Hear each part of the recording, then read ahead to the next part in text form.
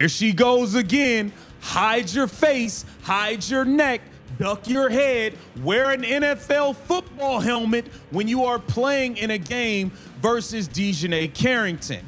There's a point in every controversy where people stop arguing about the individual moment and start asking a much bigger question. How many times can the same thing happen before you stop calling it a coincidence? Because that is where DiJonai Carrington finds herself right now. Happening right now. DiJonai Carrington is looking around the room like, oh my God, I've never been in this much fire. 4 days after being ejected for a flagrant-2 foul on Sophie Cunningham. Here's Cunningham up ahead of the field, waves it in, plus the foul, and then Cunningham gets into the face of DiJonai Carrington. Carrington was back on the court, and somehow, before the night was even over, there were 2 more moments that had fans replaying the footage frame by frame. Okay, you swing at the ball, but then you hit her all in the face with your other hand, and then you put your hands up like you didn't do nothing. One caught Cecilia Zandalasini in the eye. Now here we have her completely so far away from the basketball, just slapping Tiffany Hayes in the face. Let me just reach and see if I could grab some face real quick. Another caught Tiffany Hayes across the mouth. Different players, different plays, same game.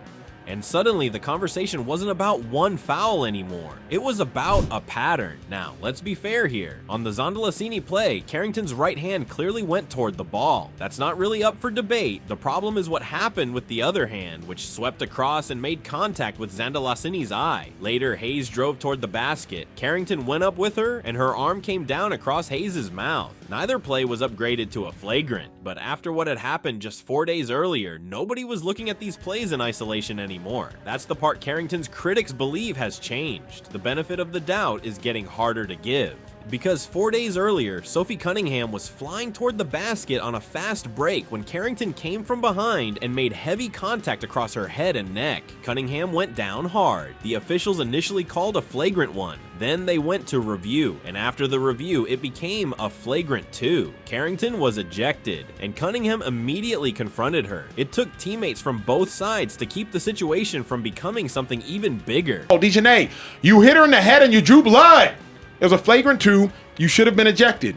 That alone would have been enough to dominate the WNBA conversation for several days. But then came the post. Carrington went to social media and posted the words, "white privilege." And whether you believe that post was directly connected to the ejection or not, there was no avoiding the reaction.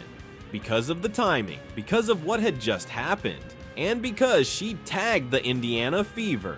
Suddenly, we weren't just talking about a basketball play anymore. We were talking about race, officiating, the league, and whether Carrington believed she had been treated differently because of who she had just fouled. The controversy exploded, and that's actually important to this story because it distracted from the original question. Forget the social media arguments for a second. Forget the fan wars. Forget which fan base you're on. Look at the basketball. Was the Cunningham foul dangerous? The league's decision answered that question. Flagrant-2, ejection. That's the official ruling. And then only 4 days later, Carrington was involved in 2 more plays involving contact to opponents' faces. That's why people aren't letting this go. With that cut. And then Carrington. Like, what was she actually trying to do? I don't know, man. She was hunting eyeballs out there. Clock winding down. Hayes, the drive. Right through 2.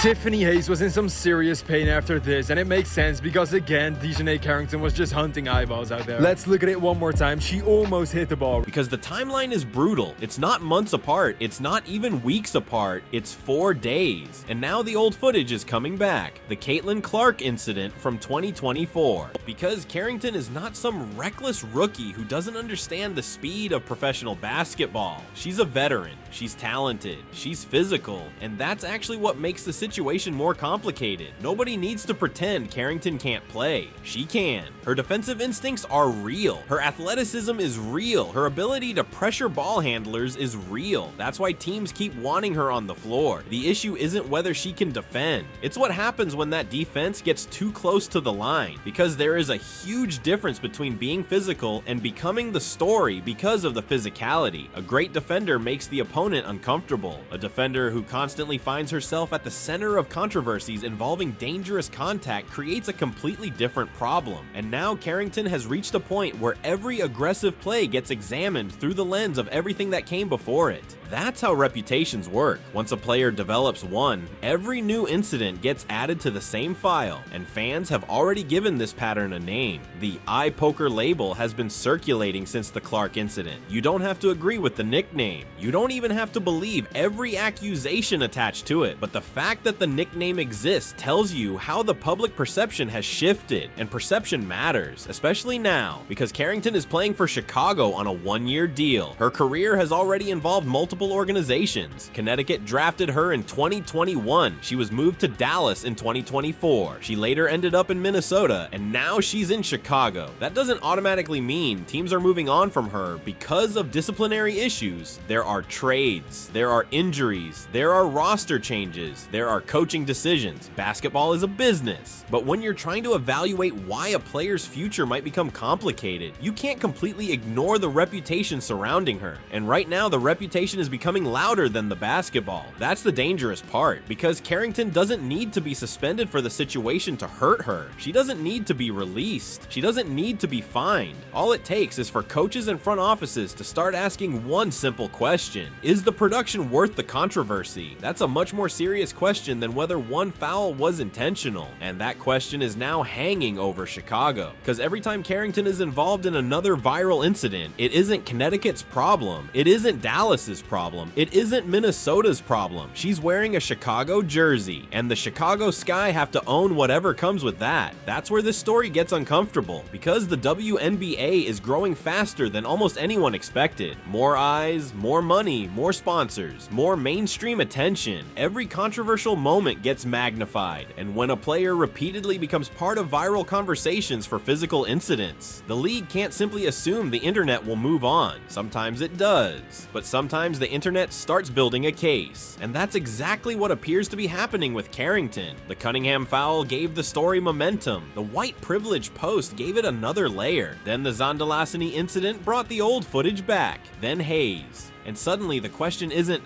was that one foul dirty? The question has become, what happens when the same player keeps ending up in the same conversation? That's a much harder question to answer, and Carrington now has to answer it with her play, because the next time she reaches for the ball, nobody is going to see only that possession. They're going to remember Cunningham, Clark, they're going to remember Zandalasini and Hayes, and they're going to watch that hand very closely. That is what happens when a reputation gets ahead of you, and right now, DiJonai Carrington's biggest problem may not be one foul at all. It may be that every new foul is making the previous one look more important, and this is where the story gets even more interesting, because there is one thing Carrington can still control. What happens next? She can't erase the Cunningham foul. She can't make the Zandalasini replay disappear. She can't stop fans from bringing up the Clark incident, and she certainly can't control what people say about her online, but she can control what happens the next time she's in a situation where an opponent is driving to the basket and her hands are fighting for position.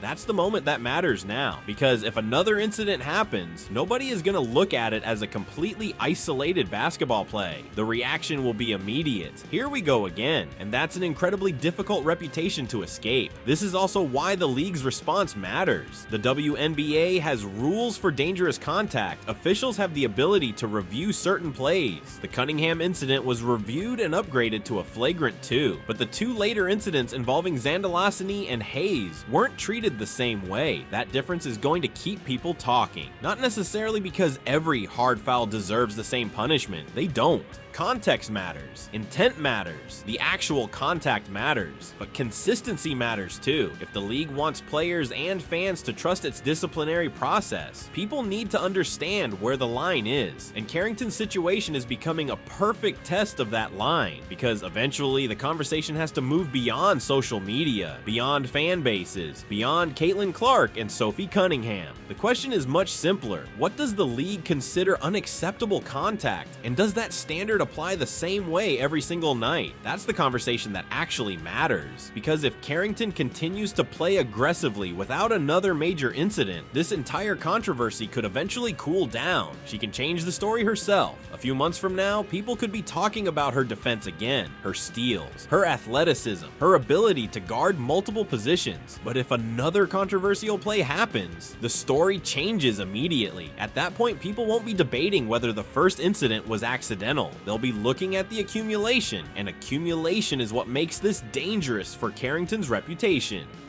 One clip can be dismissed, a second can be explained, a third makes people start looking backward, and once everyone starts looking backward, every old clip suddenly becomes relevant. That's exactly what we've watched happen over the last few days. The Cunningham foul reopened the Clark conversation. The Zandalasini incident reopened the Cunningham conversation. The Hayes play added another piece. And now the entire timeline is being examined as one story. That's how a controversy becomes bigger than the original incident. And honestly, Carrington may be running out of room for explanations. Not because anyone has proven that every one of these plays was intentional. They haven't. But because intent isn't the only thing fans are questioning anymore. They're questioning judgment. They're questioning control. They're questioning whether the aggression is worth the risk. And most importantly, they're questioning whether the next incident is already waiting around the corner. That is a much harder problem to solve, because the only way to answer it is on the court. So the next time DiJonai Carrington steps onto that floor, watch the hands, watch the closeouts, watch the contests, watch what happens when another player gets past her. Because after everything that's happened this week, the basketball world isn't just watching Carrington play defense anymore. It's watching to see whether she can change the story. And if she can't, then the next controversy may not be about what Carrington did. It may be about what the WNBA decides to do about it.